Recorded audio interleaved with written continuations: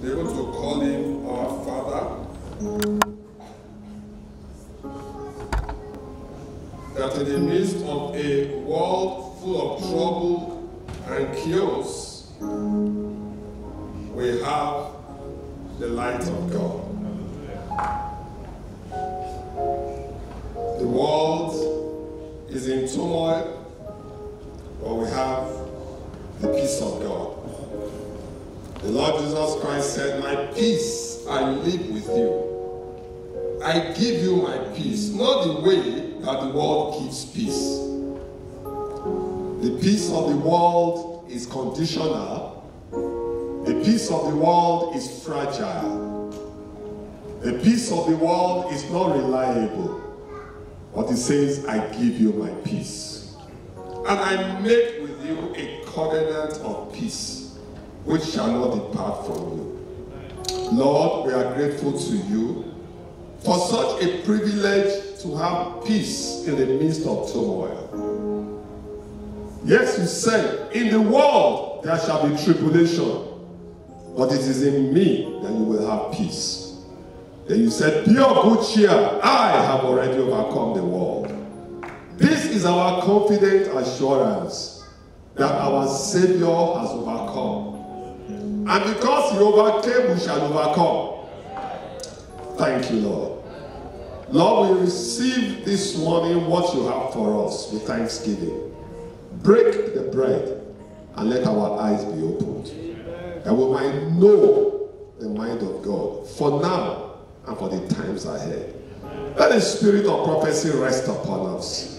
Let the glory of God overshadow us. In Jesus Christ's name we pray. Amen. Amen. I want to share something in line with the theme of the conference has been, "Thy Kingdom Come." And if you look at the book of Luke, chapter 11, in Luke chapter 11, I want to share on the gospel of the kingdom.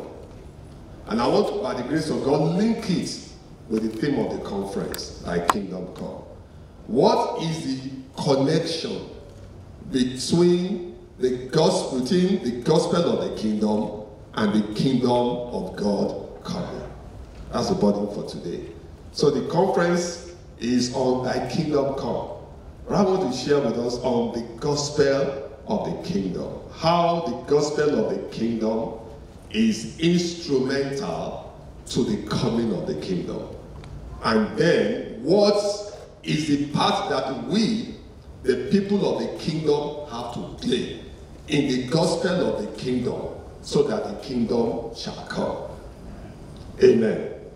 Now, in the book of Luke chapter 11, verse 1, it says, "And it came to pass that as he was praying in a certain place, when he ceased, one of his disciples said unto him, Lord, teach us to pray, as John also taught his disciples. And he said unto them, when ye pray, say, Our Father, which art in heaven, hallowed be thy name. Thy kingdom come. Thy will be done as in heaven, so in earth. So, I'm stopping there. So, Jesus Christ, taught us to pray. Now, Luke chapter 11, people refer to it as the Lord's Prayer. I'm sure many of us were in secondary school, primary school. At the end of our assembly, we say, okay, shall we not say what? The Lord's Prayer. But Luke 11 is not the Lord's Prayer. It's a pattern of prayer. But if you want to talk about the Lord's Prayer, it's in John chapter 17. In John chapter 17, the Bible says he prayed for you and I. Because when he was praying for the 12 and for his disciples, he says, I'm not praying for these ones only, but let this prayer cover all who shall believe in me through their word. So, John chapter 17 is the Lord's Prayer. Luke chapter 11 is the pattern for prayer. And when you look at the pattern for prayer in Luke chapter 11, you discover that many of us, we really don't pray right. Because there are certain elements. I'm not going into the prayer, the pattern of prayer today. That's for another time. But you see that many of us don't pray right. Because our prayers should be more centered on the Lord and his kingdom. Because he said, seek ye first. The word first there means before any other thing, the kingdom of God and his righteousness. And what happens? All other things shall what? Be added unto you. So even in our prayer life, I'm just dropping this before going forward. In our prayer lives, let's allow our prayers to be more centered on the kingdom. Let me say something about prayer. What is prayer? Prayer is a request made to a superior by reason of a desire in your heart. I want to repeat it. Prayer is a request made to a superior by reason of a desire in your heart. So if you are talking about prayer, number one, there must be a desire. You must have something. There must be a desire. Number two, you make a request. And number three, the request is to a superior power. In courts, lawyers pray. I don't know many of us will say, so what is your prayer before this court? You cannot say, okay, our Father which art in heaven. No. When the judge says, what is your prayer before this court? The judge is saying, so what do you want this court to do? What's in your heart? What's your desire? Then you can say, okay, that you might set my client free. So, when we go before the Lord, there must be a desire. And then, not only must there be a desire, we must be conscious that he's higher than us. He's greater than us. He's superior. And then, we make the request. Of course, there are various forms of prayer. Now, but I want to hint on that aspect of desire. Now, prayer is a desire that you desire. It's a desire that you want, that you present in a request that you want granted. So, when Jesus Christ said, pray after this, this is the pattern. These are the things that should form your prayer. Then these are the things that should be the bulk of your word, desire. Honestly, brethren, do you know that our prayers a lot of times are a result of our desires? And that's how it should really be. Now, so if our desires are mostly earthly centered, whether you like it or not, your prayers are earthly centered. Like somebody said, the prayer of a selfish Christian. I don't know how many of us came across some years ago. Say, oh God, as I go out this morning, bless me, my wife, my son, John, my daughter Mary, the four of us, and nobody else. Amen. Of course, the person may not have said nobody else, but that is the implication. Lord, bless me, my wife, my son, my daughter, the four of us, and nobody else. Amen. That is just to portray the self-centeredness of a carnal man. But Jesus Christ said, seek ye what? First.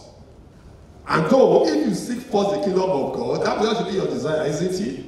So pray you therefore what? First about the kingdom. And if you check it, it says, pray in this wise. After extolling God, the first request is what? Thy kingdom come. That is the first request. Let your kingdom come. There are many things I won't say about the kingdom come. We can take the ministry, because I shared on the bulk of that, the kingdom come yesterday. You can take it, take the message. But I just want to just go further and link how the gospel of the kingdom is instrumental in the coming of the kingdom and what the people of the kingdom need to do to actualize the desire. My brethren, my desire is that the kingdom should come. Now, as I see things on the earth, I get more surprised every day how far man can go. And like somebody said one time, he said, God, come and take your kingdom on time, or else man will do the unthinkable. Man is doing things now that you do not imagine man can do. A man can go very far. Remember what happened in the Tower of Babel? They were building a tower. They wanted it to reach unto heaven. You see, if you understand the spirit of that event at Babel, it was a rebellion against God. Who is there in the heavens? We can get to where he is. Who is he anyway? That is what man is saying. Man is calling the bluff of God. Let God go to places. We are our own God. Man actually is saying, don't worship any creator. But you know what they are saying? We are our own God. But we thank the Lord because they are us who have already received mercy from him and who worship him alone. Amen. So, thy kingdom come. Now, Jesus Christ told us in Matthew chapter 24 about a series of events that will characterize the time of the end. And of course, we know that the time that we are in now is to close this age. And after this age, there is a new age coming on, the age of the kingdom. Now, so the events that are going on now are actually signaling to us that there is a change of season in the plan of God. And that's the reason why in the book of Luke, chapter 21, verse 28, Jesus Christ said, when you begin to see all these things happening, don't be sad. Did he say we should be sad? No. So when you begin to see all these things come to pass, Luke 21, 28, therefore what? He said what? Look up and what? Lift up your head, for your redemption draweth nigh. What you have waited for. What is it that we have waited for?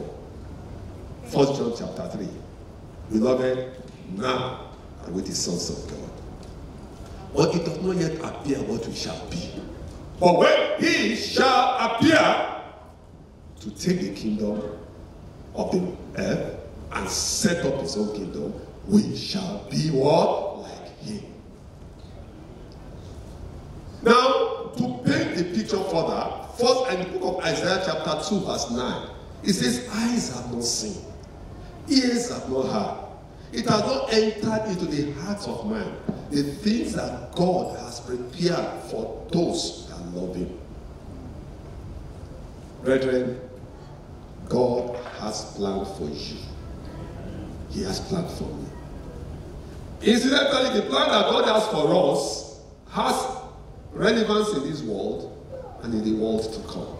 That is why the Bible says, godliness is profitable in all things. Having gain of the life that now is, even this present life, God has a plan for you. And then in that which is what? To come. My brethren, these are things that gladden the heart. And these are things that make the journey easier. When you consider the plan that God has for you in this age and in the ages to come. Can you imagine, brethren? You see, when you look at this world is messed up. And each time I keep looking at the things that are happening, I'm seeing more and more that this world is getting more and more messed up. And the devil has prepared agents that are endowed with either human position, money, or whatever to mess up the earth. My brethren, the devil wants to mess up the earth. But we are grateful to God. And no matter what his plan is, the Bible says there shall be a passing away of this present heaven and earth. Talking about this present realm of spirit and the physical, it shall pass away. That's what 2 Peter chapter 3 says. He said, he shall give in to a new heaven and a new earth, wherein dwelleth what? Righteousness. Is there righteousness in this present world? Is there justice? There's no justice. We call good evil and evil good. Why is it that people are afraid to take care of somebody? You are driving on the road around 7 p.m. and somebody is rolling on the ground, just knocked down by a car.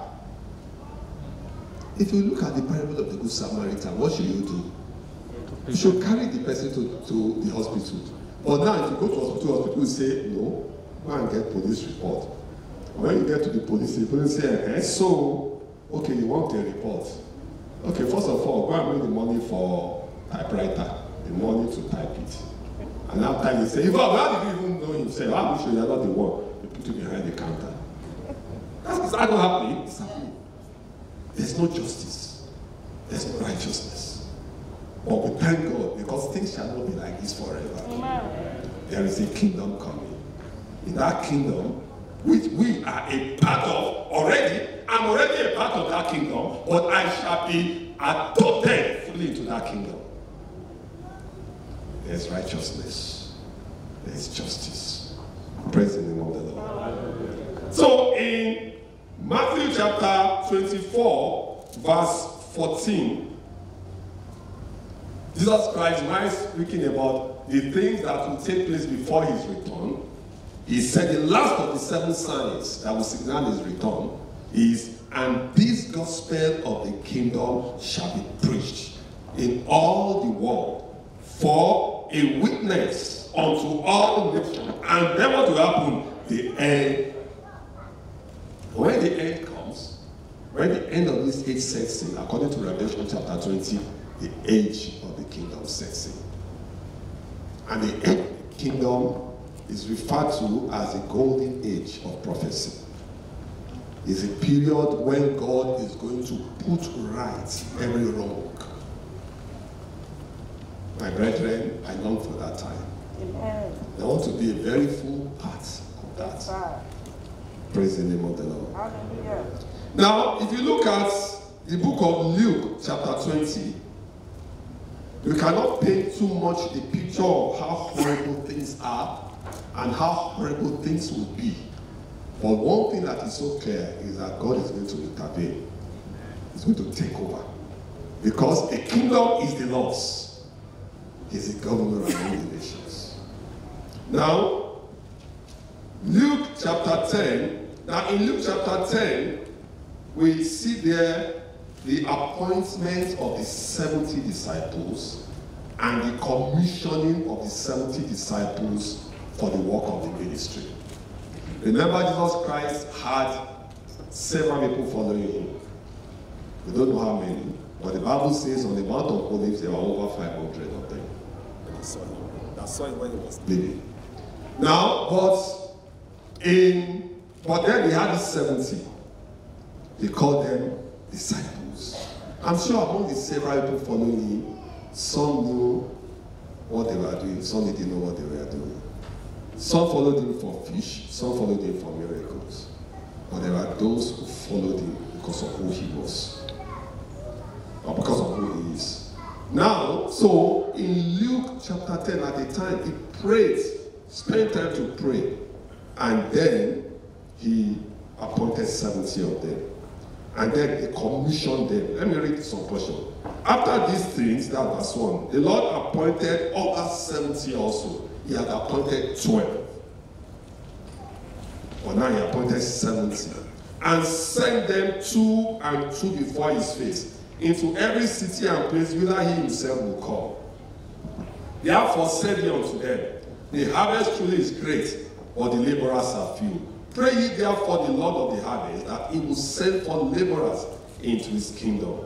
Okay, and then he sent them forth. Verse 3 says, go your ways, behold, I send you forth as lambs among wolves. Meaning that the job I'm giving you is not an easy job. I'm sure we know what a lamb is, isn't it? Very calm, gentle, harmless. And you know what wolves are? Voracious. So, does a lamb stand any chance among wolves? Ordinarily, no. It takes a miracle.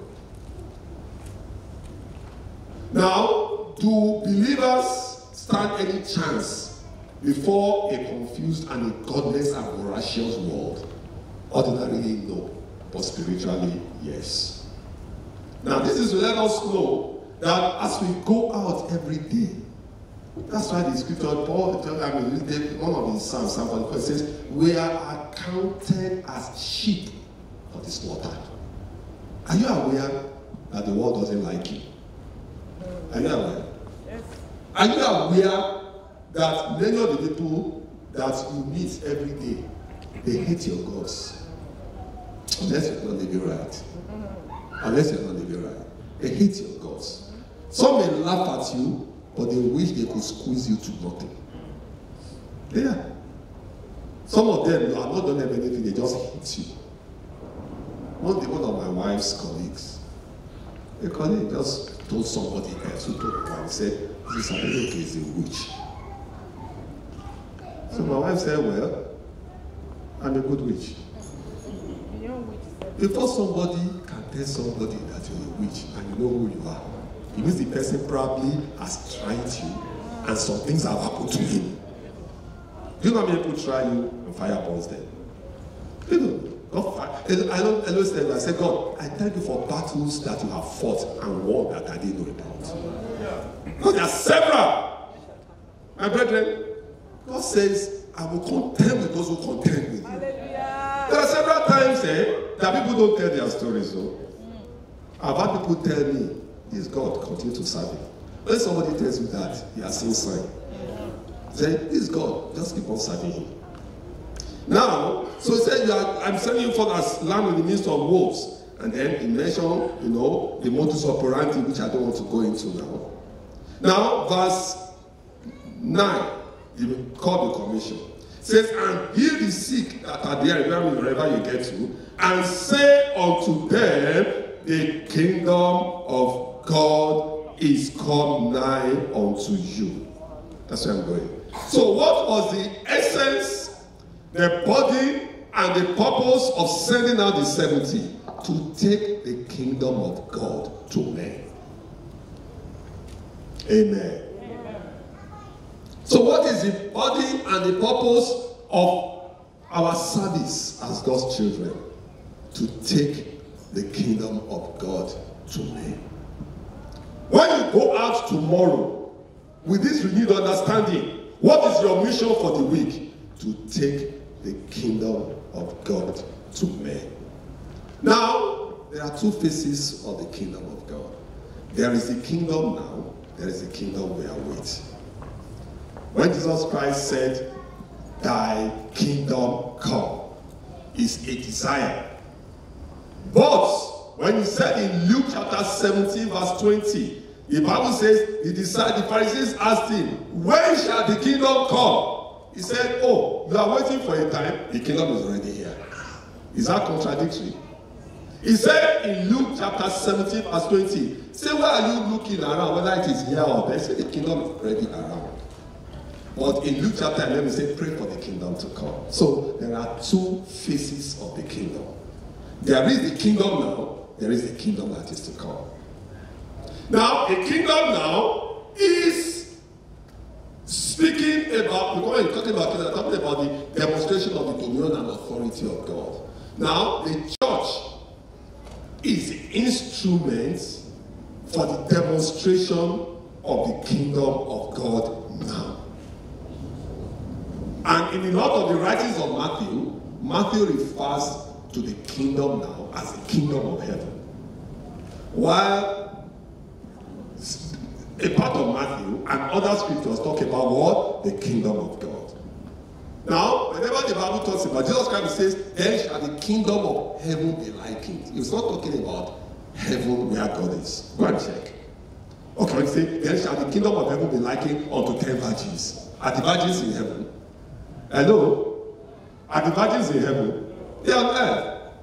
But it's talking about, or go back and study Matthew, the parables of the kingdom. When he said, and the kingdom, then shall the kingdom of heaven be likened. He's talking about the exercise, the dominion, the character, the life, the dunamis of God. Revealed through a body of people, the church, on the earth. Amen. That is the kingdom now. That's why Jesus Christ told them in Luke 17:20, the kingdom is not what you, with observation, say the kingdom is within you, it's around you, the kingdom now. As I go out tomorrow, I am a representative of the kingdom. And wherever I get to, that is the reason why a believer's presence must make a difference. Yes, wherever we are. Don't forget, as you go out tomorrow, remember your primary mission is what? To bring the kingdom of God to men. That's your mission. That's your mission. And in doing that, he has sent you forth as a sheep, as lamb, in the midst of what? Wolves. If you are selling Gary in the market. What is your primary assignment? To bring the kingdom of God to men. You are selling Gary? Yes. To bring the kingdom of God to men. You are working in a bank? Oh yes. To bring the kingdom of God to men. Probably when people come and they meet with you, let them see God. Let them see the kingdom of God. Amen. That's why we don't close our eyes. Hallelujah. As we are walking through life, our spirits are open. Yes, sir. We are missionaries. Amen. Hello? Hi. You don't go to Kenya before you're a missionary. Yes, sir. You're a missionary already. Amen. How many people here have been commissioned by God? Amen. Oh, some have not been commissioned. You have been commissioned. Praise the name of the Lord. Hallelujah. In the book of John chapter 9, a man was healed of blindness. And then the religious order of the day wanted to indict, they wanted to use him to nail Jesus. They said, tell us, that man who opened your eyes, tell us how did you open your eyes? He said, he put it on my eyes and my eyes open. They said, okay, tell us, do you think that man is a prophet? Don't you think he's a prophet? He said, I don't know. You people know the law more than me. But I know my experience. Whether I was a prophet or not, I don't know. But once I was blind, now, they say, are you not teaching us? You see, your testimony is a message. Are you getting me? They say, oh, you are born in sin. You want to teach us? You want to teach us? That means, was he teaching them? It was his message, it was his testimony that was teaching them.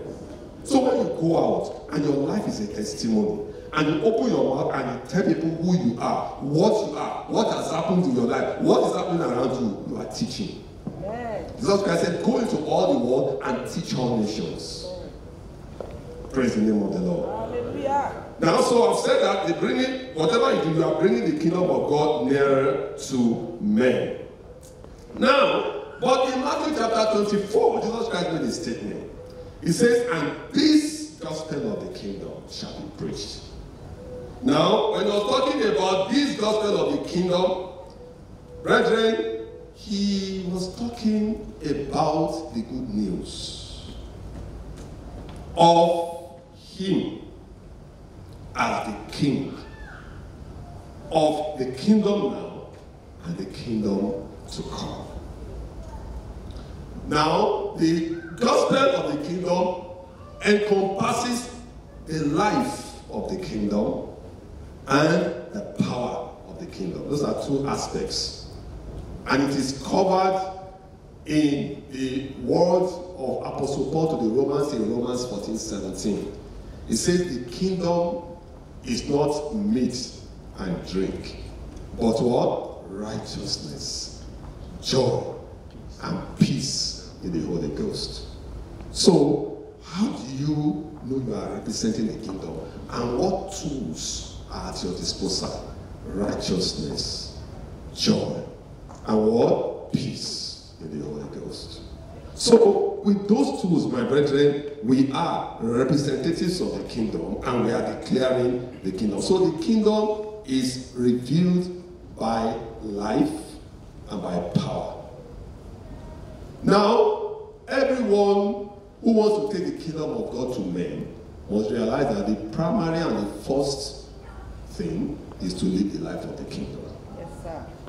Because you can go and talk. In fact, not only the world has now come to know, it's now commonplace that the fact that you preach fire and thunder does not mean that you are God's servant. Is that not so? People know. When I read news, I read comments of people, and that is one of the things that aches me, is that people who are, let me use the word, of functioning in estates of ministries are bringing bad reports about the land. That's why people can say, okay, all this pastor is not only money. They say, now the thing they go chop it, they look for, because they leave some money. Somebody is preaching in the market. You put a bowl there. I used to preach. When I became a new Christian, I was in Lagos. We were preaching. I have preached in buses before. You understand? In those days, you just stand up there. We had this long bus, not this small one there. These long LMTS buses. Like it was the first set of luxurious buses. I remember I would stand up in the bus, and I would preach. People around me at times I will stand up and talk. Then we did it free of charge. Freely you have received, freely give. That's how I was groomed up. But now, when people preach, hello, I don't know whether but I know it. Yes. They will now say, before the man of God comes down, what the oil is now offering time. You are praying for 5 minutes, you are taking offering. It's happening, is it not happening? And when it drops, it goes to the next boss and he preaches again. Ah, sinners, sin, you will go to hell. You are a witch, you are a wizard. If you don't stop, you will go to hell. In Jesus' name, let you put up your hand if you want Jesus. The man of God is going down, offering time. It's happening. Even in the market, many of these markets go there. I've been there. When they finish talking, there's a bowl there. Money. And as man is preaching, he make sure that nobody is taking it anyway. My brethren, this is not what it used to be. But it's going to return to what it used to be. It's going to return to what it used to be. And this gospel of the kingdom, not the corrupted one, not the perverted one, because it's been perverted. It's been corrupted. Check what Jesus preached. The life the apostles lived. The center of their message. And what is going on now, they are different. I was surprised one time. It's gotten so bad. I've heard it, but I didn't know how serious it was. There was a time I was invited. Somebody connected me to somebody in Sierra Leone who wanted ministry. And I think that was 2019. And they called me from Sierra Leone. Not among the brethren we are ministering to, but I've never met them. And somebody, and then they called, the person organizing the program. We talked about the program, he told me, and I told him I would come.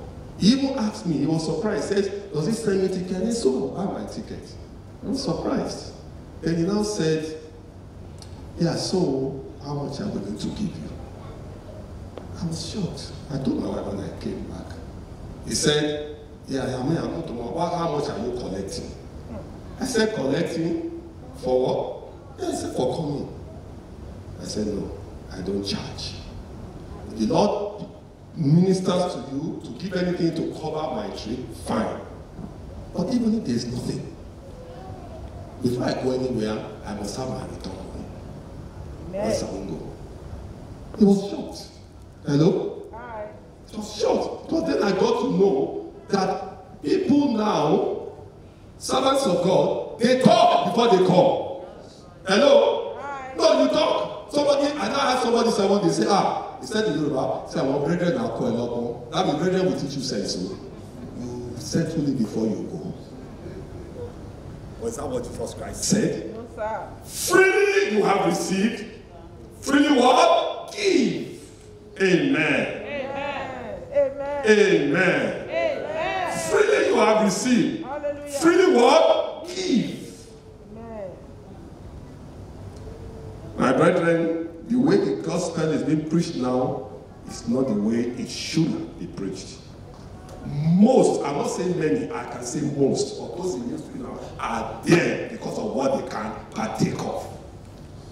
But the tide is going to change.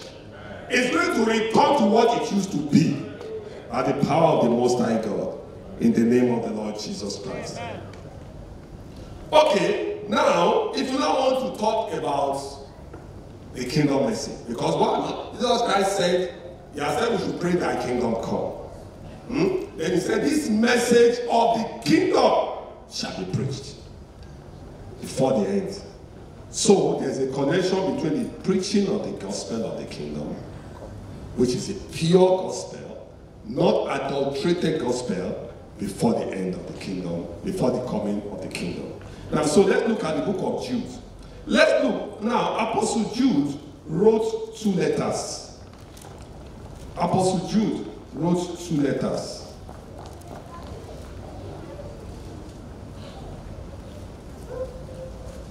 Jude wrote 2 letters, or yes, to the saints at that time.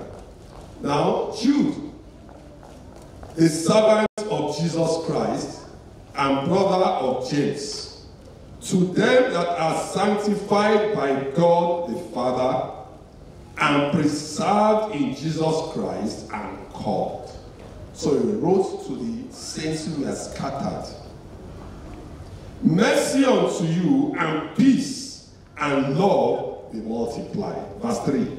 Beloved, when I gave all diligence to write unto you of the common salvation, it was needful for me to write unto you and exhort you that you should earnestly contend for the faith which was once delivered unto the saints. Verse 4. For there are certain men crept in unawares, who were before of old ordained to this condemnation, ungodly men, turning the grace of our God into lasciviousness, and denying the only Lord God and our Lord Jesus Christ. What was he saying?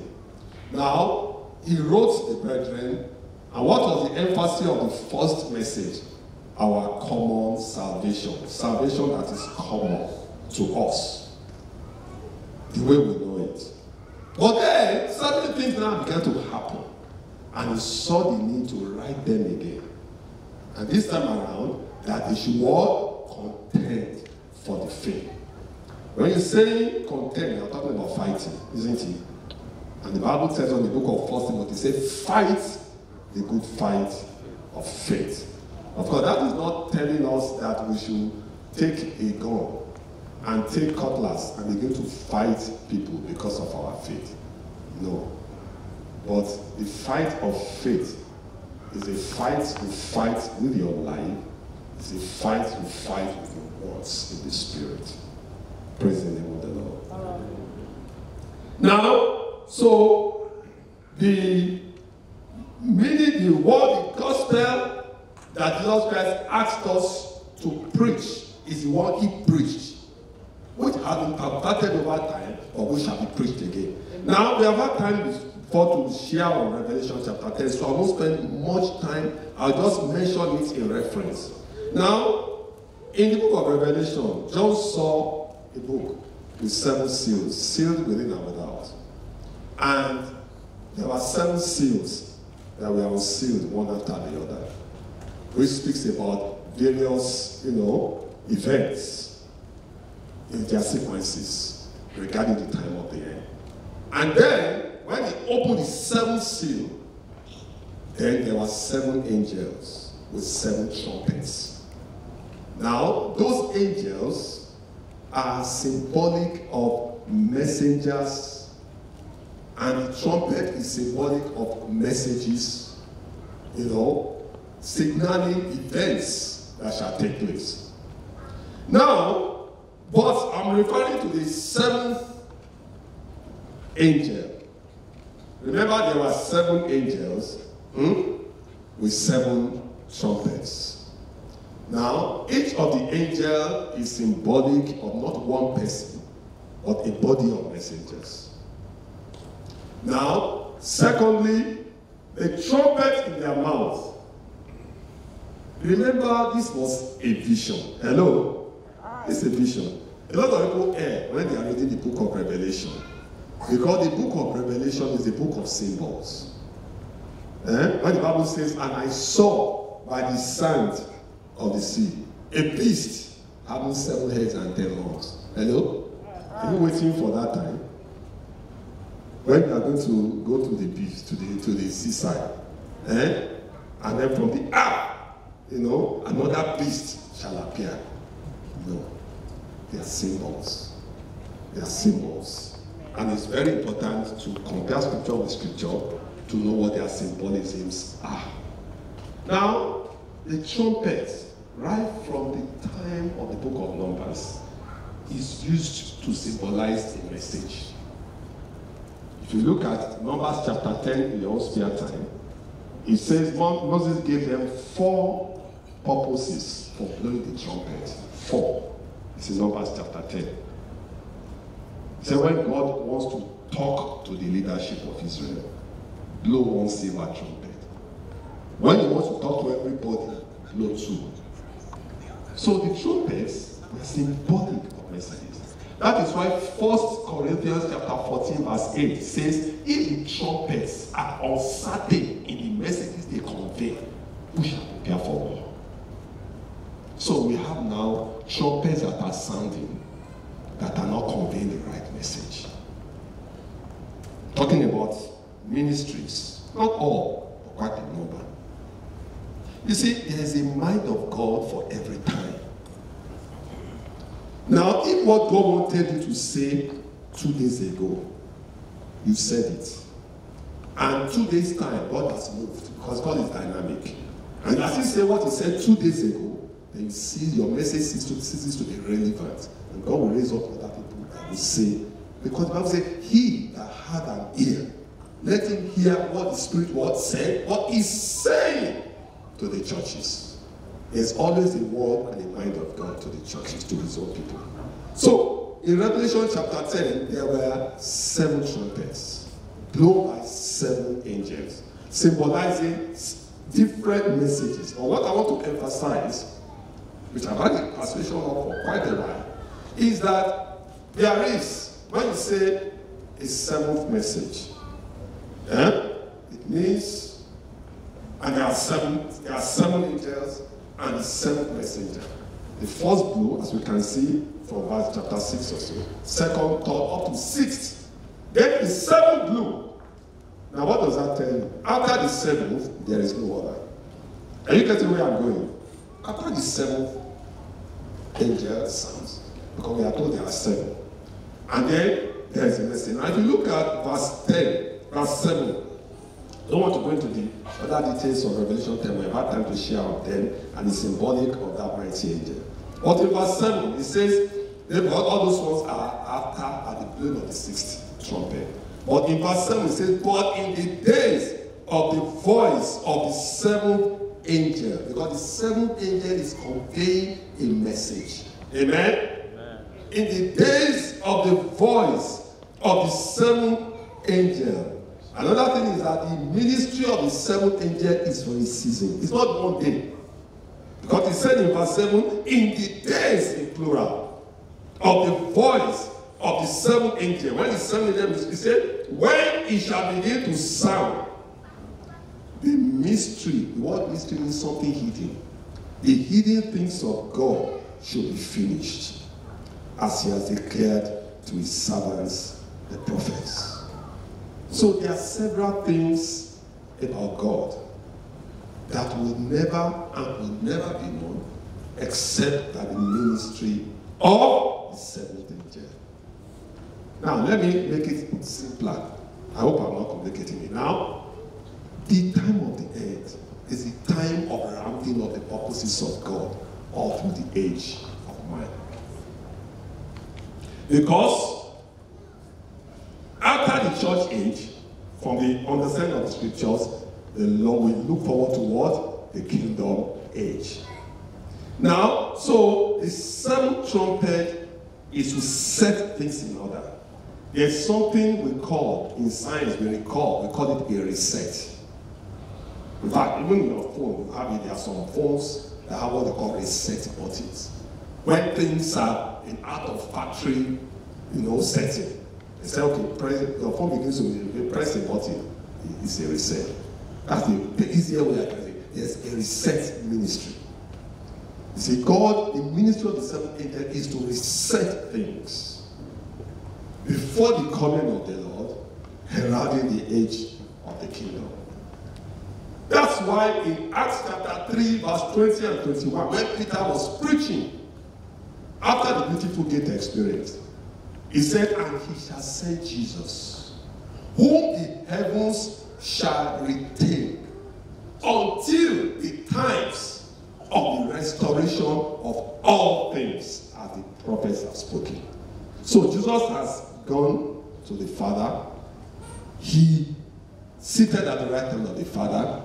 According to Acts chapter 3, 20, 21, the heavens will retain him until the time of the restoration of all things, until the time of the reset, until the time when things shall be put back into their proper places. And there are 2 realms in which God will put things back in their proper places. first in his church, second in the earth. God will reset the church, and then he will reset the earth. Because the instruments that shall be used for the reset, final reset of the earth in the age of the kingdom is in the church. And I'm a product of that reset. I don't know about you. And daily, I want God to set everything in it right. Because I'm going to rule with him in the age of the kingdom. The Bible tells us that the saints of God shall rule and reign with him for 1,000 years. Amen. That 1,000 years, some say it's symbolic, some say it's physical, whatever it is. The Bible calls it a time when things shall be put into their proper places. Amen. After that, there are other plans of God. But the most important thing, brethren, is that before that reset comes in, before that age of the kingdom sets in, there is an event the Bible says is going to happen. That is the first resurrection. And the Bible says, holy and blessed is anyone that is a part of that first resurrection. Amen. Upon such, the second death has no power. Amen. Now, so, what each and every one of us should seek now is to be a part of that first resurrection. Let's say this. You see, a lot of people are, let me put it this way, general church world. I'm trying to bring it as simple as we can. It's talking about the rapture. The word rapture is not in the Bible. Or the scriptures that support rapture is in the Bible. Are you getting it? Yes, sir. Yes. The scriptures that support it is in the Bible. The word itself is not in the Bible. It's a Bible school word. I have the whole of that story, history, but I won't go into it. Because nobody ever used the word rapture before the year 1832. It was from then, it was a revelation in the Bible school. But you see, it's not even, but I can't tell people, the matter of the coinage of the word is not as important as what is to happen. Do you understand? Yes. The only other thing I find particularly unagreeable with is the process. But what the Bible, I prefer to stick to what the Bible says. The Bible calls it what? The first resurrection. And when shall it take place? 1 Corinthians chapter 15, verse 52. In a moment, in the twinkling of our eye, at what? At the last what? It's at the last trump, the last trumpet. And there are 7 trumpets, isn't it? Yes, sir. There are not 8. So, in the days of the blowing of this 7th trumpet, call it the last trumpet, the mysteries of God shall be made clear, as he has revealed to his servants, the prophets. Now, in Revelation chapter 11, I'm trying to say, what is the relevance of the message of the kingdom, of the last trumpet, and the kingdom come? And if you look at, we have seen that Revelation chapter 10 verse 7 is telling us that the message of the 7th trumpet is preparing for the finality of all things, for the onset of the kingdom. But look at Revelation 11:15. It says, and the 7th angel sounded. Revelation 10:7 is telling us what will happen. It says, and when the 7th angel sounded. It says, no, it said, and in the days of the voice of the 7th angel, it's giving us information of the purpose and the intensity and the power of the ministry of that 7th angel. But in Revelation chapter 11 verse 15, it is not information about the sounding, but what? It is sounding. Amen. Yes. Are we following? Yes, okay, verse 15 says, and the 7th angel did what? Sounded. And there were what? Great voices in heaven, saying, the kingdoms of this world are become the kingdoms of our Lord and of his Christ, and he shall reign forever and ever. That means the prayer Jesus asked us to pray in Luke 11:2 is now settling. Amen. Thy kingdom what? Come. Let your kingdom come. Hallelujah. thy kingdom come. Amen. Now, he says, when the seventh angel sounded, there's rejoicing, there's a voice in heaven. And the voice of rejoicing. Brethren, in ministry, resetting things out of order in the church before the world is bringing joy to heaven. You know what it means to have a project that people have messed up. And then you have another people coming to reset what have been badly done. You are happy, isn't it? Yes, sir. You are happy. You are building a house. You have a former builder who makes it on one part of the wall collapse, another thing happened, the roof is, and then another engineer comes and puts things right. You are happy. Brethren, there is joy in them.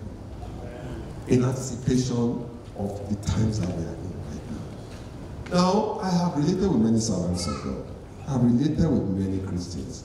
And I discovered that many actually don't know what they are doing. When I mean don't know, they don't know the intensity of what is being done. I've spoken to some preachers before. They say, well, actually I didn't know.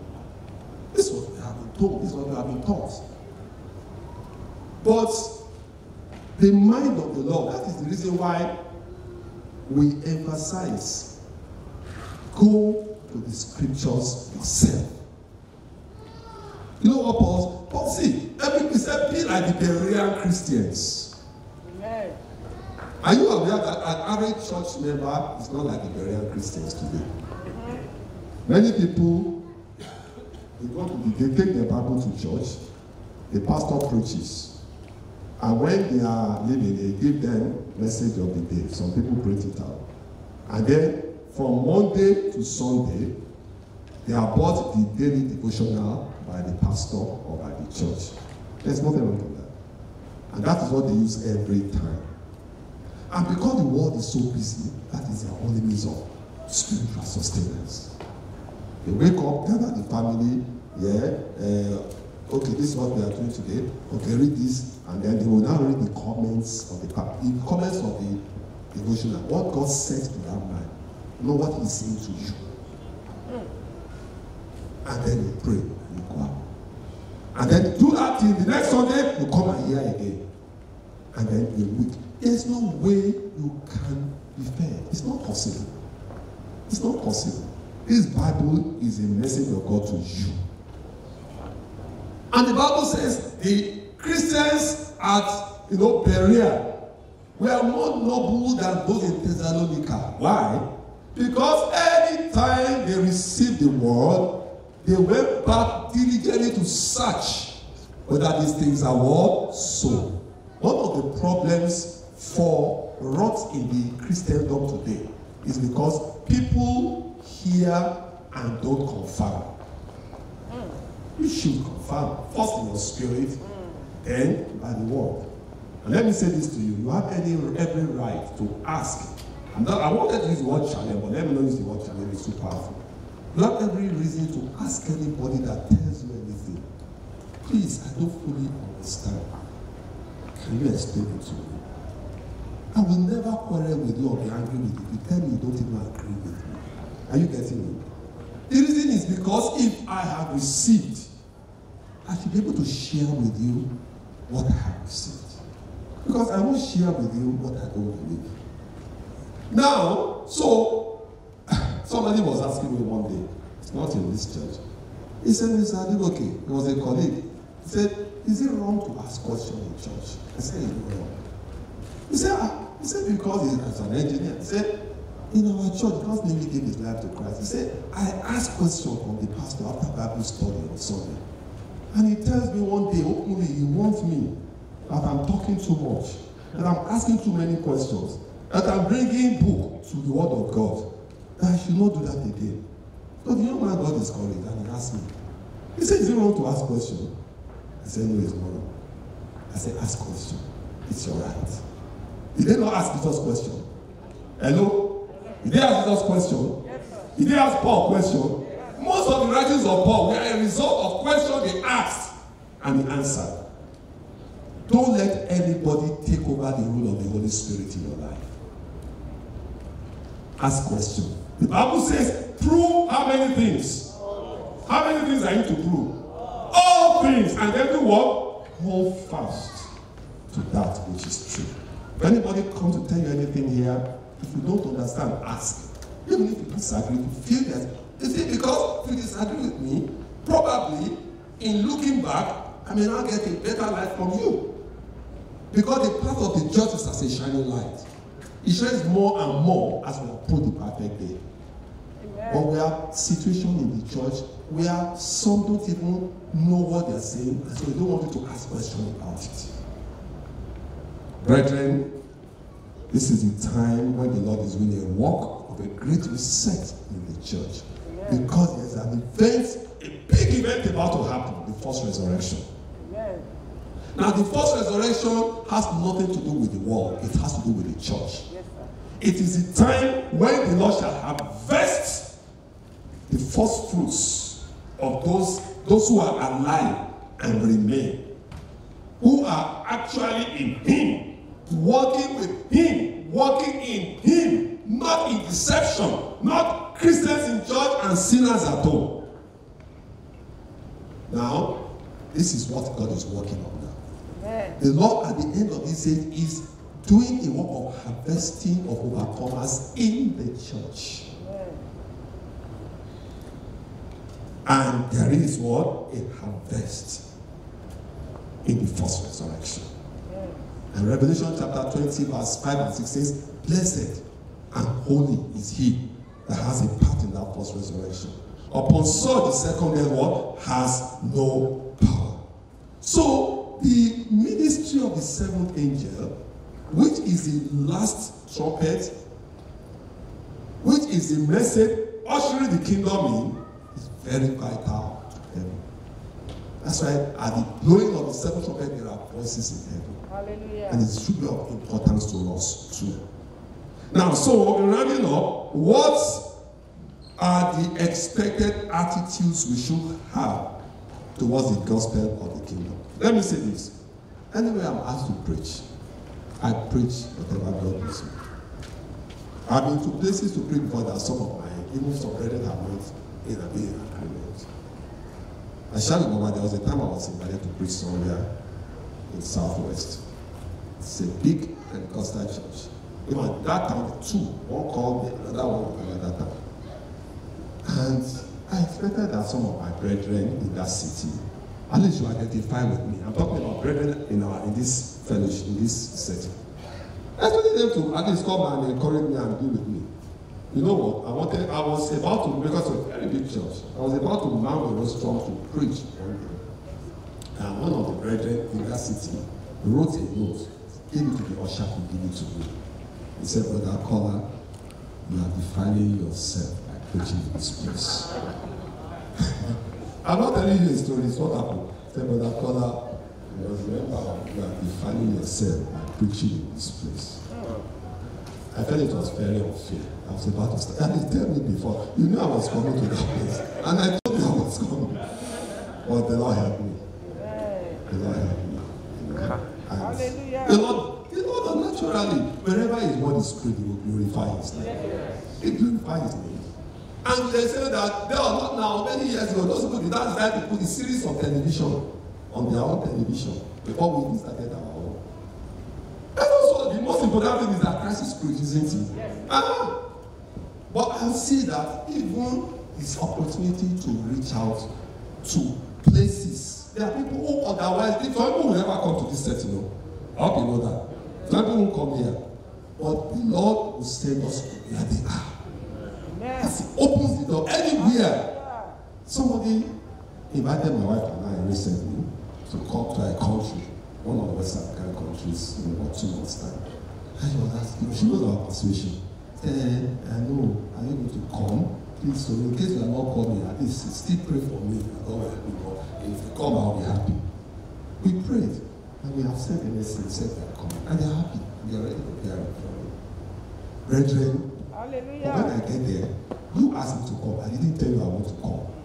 So whatever the Lord puts in my mouth, what? It's not like Micaiah. Micaiah was told, said, make sure you say something good to the king. For everybody is saying something. What did Micaiah say? He said, whatever the Lord puts in my mouth, I will what? I will say. I have my return ticket before I come. I'm not waiting for your ticket to go back. So the worst scenario is that you stop me while preaching. I have a house to go back to. It did not happen to Jesus. They drove him out. There was a city where they drove him out. It happened.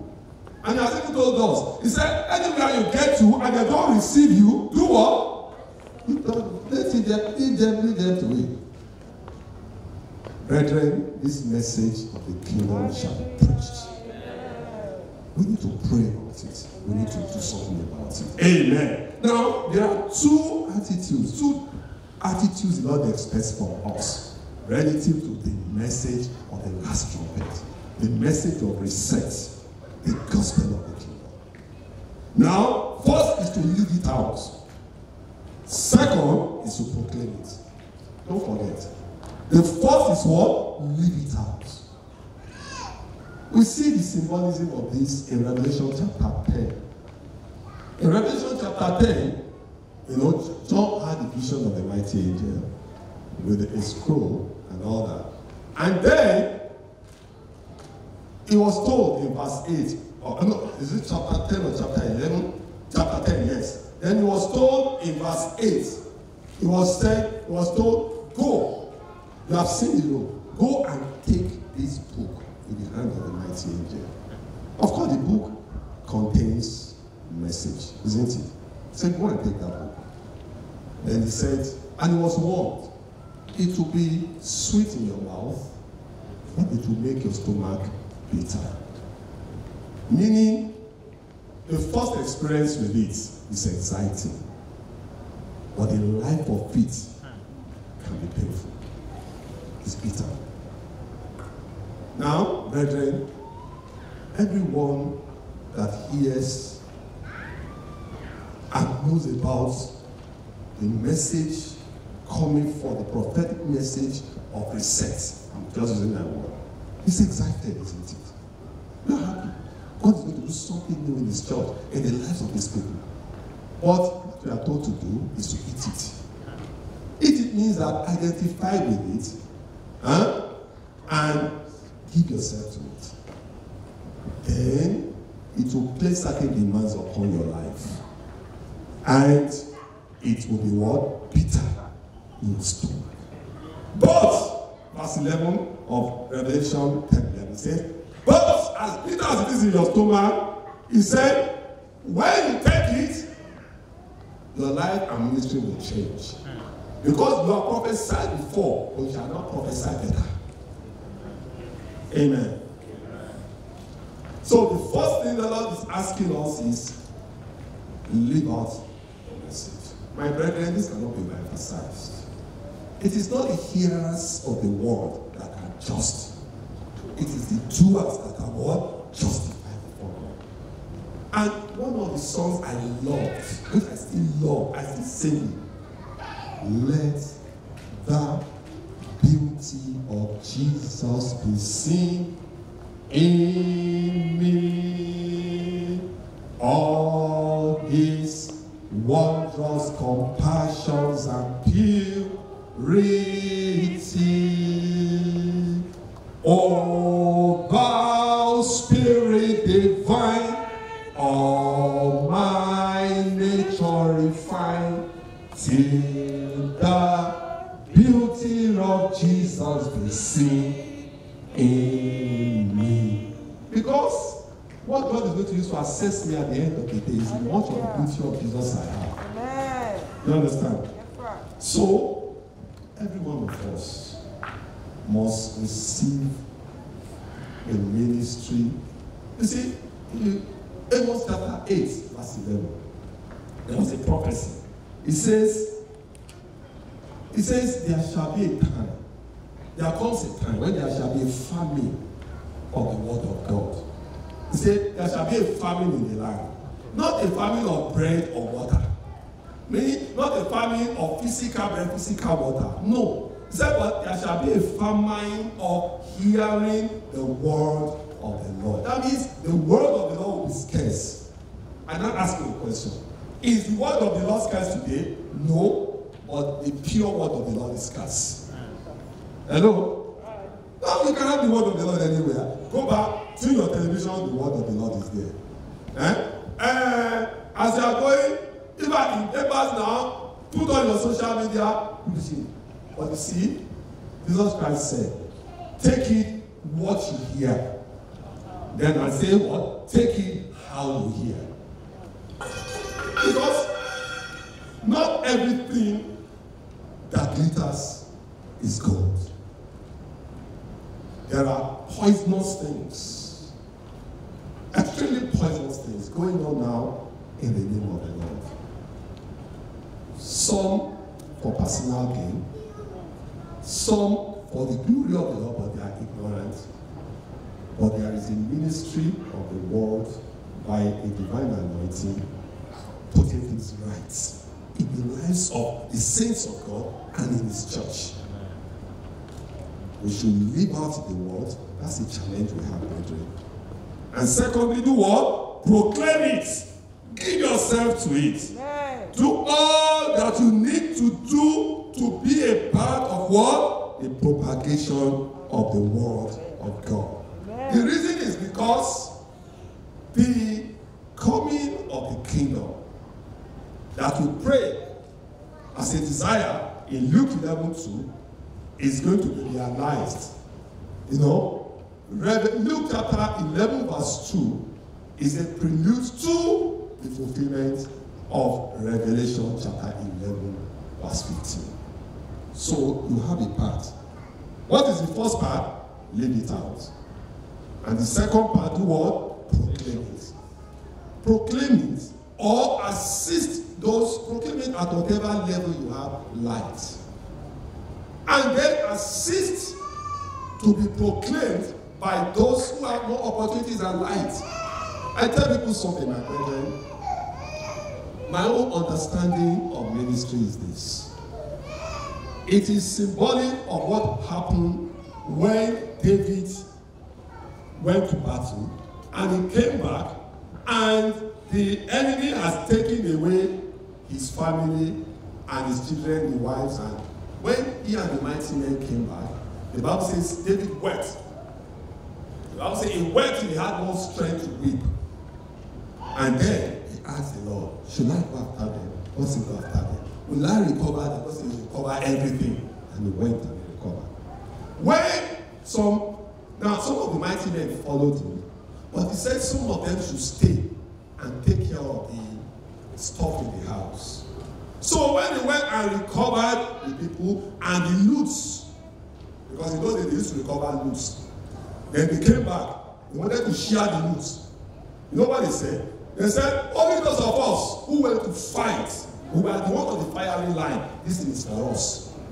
Those who were at home, taking care of the house, they shall not share with us. That is the wrong attitude that some people have. But what did David say? He said, it shall not be so. He said, those who have gone out and those who have stayed back have done the same work. They shall not share in the work. They shall not share in the spoil of the war. My brother, listen. If all you do is to pray and support in any way you can those that go, because we all don't have the same opportunity. Neither do we all have the same area of calling. Neither do we all have the same light. So, as far as God is concerned, whatever you do with all your heart. If you go and you have opportunity of going and you have the light, do it. If what you have is limited and you have to support those that go, do it with all your heart. Listen, in the kingdom, you are going to be a part of the reward. I'm not sure whether you heard what I said. In the kingdom, when rewards shall be distributed, you are also a part of the reward that the Lord shall distribute. So I'm telling that, leave it out, and then what? Proclaim it. But in proclaiming it, do it at whatever it is. If all you can do is to stay, I've shared about Father Nash with us. who was instrumental to the mighty miracles through Charles G. Finney. Charles G. Finney will have a ministry somewhere, and Father Nash will go and tarry 3 days before Charles G. Finney, and he will rent the place and be groaning and praying. Now, Charles G. Finney will enter a factory in those days, and all machines will stop. People will start praising, naturally, human beings like to praise when there's success. But nobody saw Father Nash. He was not a Reverend Father. We just called him Father Nash. That was his name. Now, nobody knew about Father Nash, who rented a hotel apartment and did nothing but pray for days, groaning that God will visit this town when Charles Finney comes. You think God will forget that? God cannot. He will not. So I encourage you, whatever lot and part you have to do in propagation of the message of the kingdom, do it with all your heart. Do it with all joy. If it is to pray, pray as though it is you that is on the firing line. If you are to give, give as though it is you that is to do the expenses. At the end of the day, both the goer, the giver, the prayer, we shall share the reward together. Because God is a God of righteousness. Praise the name of the Lord. Now, one last scripture, which is a challenge, 2 Samuel chapter 19. That's 2 Samuel chapter 19, verse 9. And all the people, because people were reconciling with David and bringing him back in various places. Verse 9. And all the people were at strife throughout all the tribes of Israel, saying, the king saved us out of the hand of our enemies, and he delivered us out of the hand of the Philistines. And now he's fled out of the land for Absalom. And Absalom, whom we anointed over us, is dead in battle. Now, therefore, why speak ye not a word of bringing the king back? Now, what happened was that the kingdom was in a mess, as it were, but everything was now being reset back. People were calling David back. When he left, they were calling him back and submitting to him in the faces. And then the word came. Why is it that nobody, you are not speaking or to a particular people? And David himself, later on, sent a message to the tribe of Judah. He said, Judah, you are my kinsmen. You know about me. Why are you not speaking a word about bringing the king back? Brethren, we must bring back the king. The king must come back to take over the kingdom. Speaking a word means do something. Nobody is saved to be passive in the church. If you are saved by grace, you are saved to serve. May the Lord cause the grace of service to rest upon you and I. Because we are only talking. We say, let the kingdom. I know the Lord will surely come. There's no doubt about that. But from every evidence of the scriptures, we have a part to play in the timing of the return of the king. My prayer always and now is that I will do my part. I will play my part. I will let my life, my action, my disposition shout, thy kingdom come. God, come and take over. And the Lord is coming to take over. Amen. When he comes to take over the kingdom, he shall set up his own kingdom. And I shall be relevant in that kingdom. Amen. That is my prayer. And that should be yours. In the name of the Lord Jesus.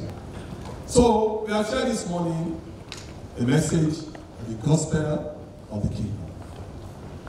It's very relevant to the king coming back. Look at what it is. The prophetic dimension of the ministry of the seventh angel is a body of messengers scattered all over the world. We should identify with this emphasis of reset in the church. And we should do something play our part. I want to ask you a question. Since you have been saved by grace, what meaningful contribution have you made to to the kingdom cause? I mean, meaningful in the records of heaven? That's the question I'm asking and I want you to take back home and ask the Lord. What passion do I have in bringing the king back?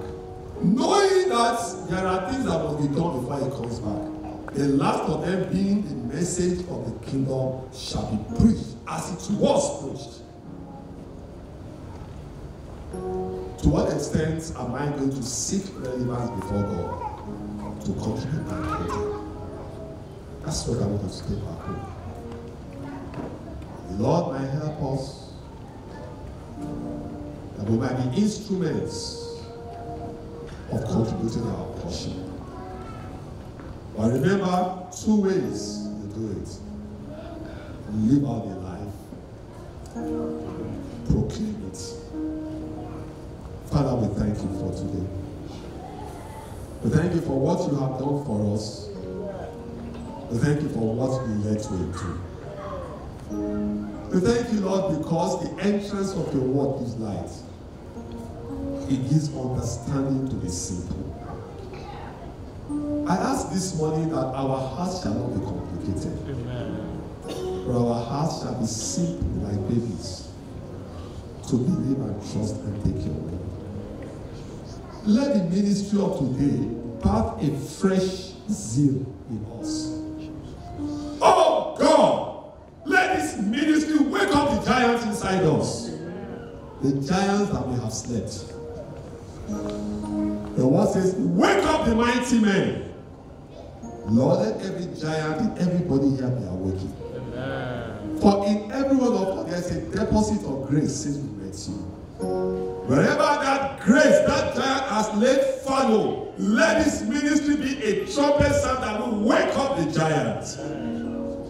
That we shall be awakened to a fresh consciousness that there is a work that is yet to be completed. But Jesus Christ said, "Say ye not, there are yet 4 months, and the harvest is coming. But now the harvest, the field is ripe for harvest." He said, "My meat, my food, what gives me joy and satisfaction is to do the will of him that sent me and to complete his work." Father, pray for everybody here today, upon whom you are giving peculiar graces. But where the graces are fallow by reason of unuse, let the voice of God that wakes up the dead bring life and wake up every mighty man inside us. Father, even in this local assembly where you have brought us to worship, there are various roles to play. I pray, God, that as many as come in and go out as strangers, let this message arrest them. Amen. To know that they have a part to play in bringing back the King. Father, I ask that as your children go back, that the Berean Christians will check this body, confirm in their hearts what your spirit is saying. And more importantly, let it reset every aspect of our lives. Blessed be the name of the Lord. And we say, let your kingdom come. Amen. In Jesus Christ's name. Amen.